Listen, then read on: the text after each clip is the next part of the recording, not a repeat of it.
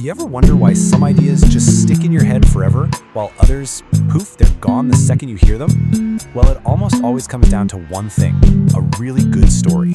Today, we're diving into the science of connection, how stories literally shape our world, from the brands we buy to the actual brainwaves inside our skulls.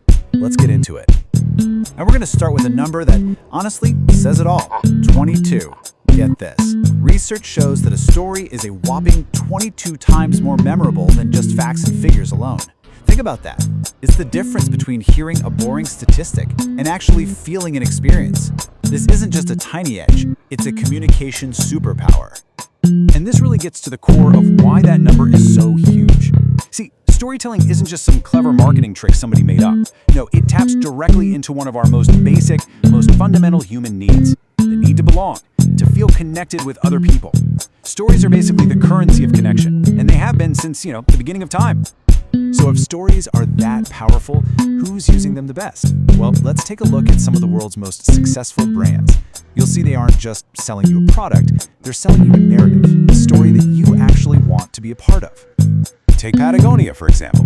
They have that Worn Wear campaign that encourages you to repair and reuse your gear. The story they're telling isn't, hey, buy our new jacket. It's, join us in living a more sustainable life, in protecting the planet. They're selling a purpose, and that jacket, it's just a symbol that you share those values.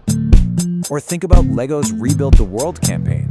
It's brilliant. They don't just sell you a box of plastic bricks. They sell you the idea of infinite creativity. The story they're telling is that you, the person holding the bricks, you have the power to imagine and create a better, more fun world. It completely reframes the product from just a toy into a tool for your imagination. And then, of course, there's Disney. They are the absolute masters of this. Remember the hashtag Share Your Ears campaign? It was genius. They just asked fans to post photos wearing Mickey ears, and for every single post, they'd make a donation to the Make-A-Wish Foundation. It lets the audience become part of the story, co-creating that Disney magic while also doing some good in the world. And then you've got a disruptor brand like Warby Parker. Their entire brand, their whole identity is built on one simple, powerful story: buy a pair, give a pair. So right from the get-go, the customer isn't just a customer, they're a partner in this social mission. That feeling that you're contributing to something bigger, it's just woven right into the fabric of their business. So you see, these incredibly powerful brand stories, they're not random. They follow these common, timeless patterns that just work. Whether it's the humble origin story, the classic underdog tale, or making the customer the hero of their own story, these are narrative frameworks that have connected with people for centuries. And really, any brand, or hey, any person can use them. Okay, so we've seen what makes these stories so effective, but how do you actually, build one from scratch? Let's break down a framework that is so simple, yet so unbelievably powerful that one of the greatest storytelling studios on the planet uses it for every single movie they make. This is it, the Pixar Story Spine. Its genius is just how simple it is. It's a 6-part journey. It all starts with, once upon a time, you set the scene, introduce a character. Then, every day, you show us their normal routine. But then, and here's the pivot, until one day, something different happens, the catalyst, an event that just changes everything. Because of that, a journey starts, a chain of events kicks off, until finally, we hit the climax, the big moment where the problem gets solved.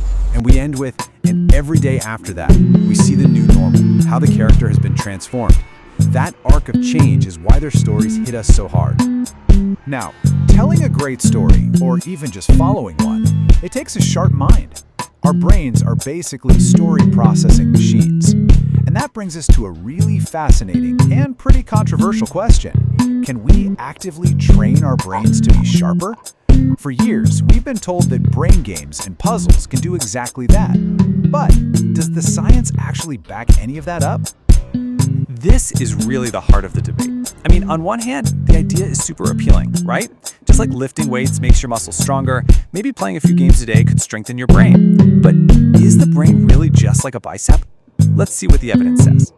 So the real story here is the huge gap between the promise and the reality. The promise is clear: play our games, improve your memory, build more neural connections, get smarter. But the scientific skepticism is just as strong. Researchers find that, you might get better at the specific game you're playing, but those skills almost never transfer to other unrelated tasks in your real life. And this is the big one. studies have failed to show any real increase in what's called fluid intelligence, which is your core ability to reason and solve new problems. And this quote from neurologist Dr. Tanu Garg really just sums up the scientific consensus perfectly. Despite this multi-million-dollar industry built around brain training, the hard, conclusive evidence, it just isn't there.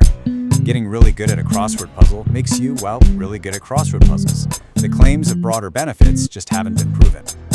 And look, this had very real-world consequences. This wasn't just some academic debate. Back in 2016, Luminosity, one of the biggest names in the brain training game, was ordered to pay $2 million to settle charges from the Federal Trade Commission for deceptive advertising. Why? Because the FTC found that the company simply could not back up its huge claims with actual scientific proof. So if training our brains is way more complicated than it seems, what about just understanding them? Okay, let's shift gears and look at the absolute cutting edge, where technology isn't about playing games, it's about decoding the very emotions that make stories so powerful in the first place. Okay, this is where things get really futuristic. Scientists are developing something called multimodal emotion recognition. Now, the core idea is pretty simple. To truly understand how someone is feeling, you can't just look at one thing. This type of AI combines data from multiple sources, like tiny facial expressions and the electrical activity in your brain from an EEG, to get a much richer, much more accurate picture of what's going on emotionally. And the results are pretty stunning. Check this out. If an AI tries to guess your emotion based only on your facial expression, it's right about 66% of the time. If it just uses your brainwaves, it's a little better, almost 67%. But, and this is the kicker, when the AI fuses both of those data sources together, the accuracy leaps to over 81%. That is not just a small bump, that is a total game changer. And all of this brings us to our final and kind of provocative question. Storytelling has always been about one human trying to connect with the emotions of another.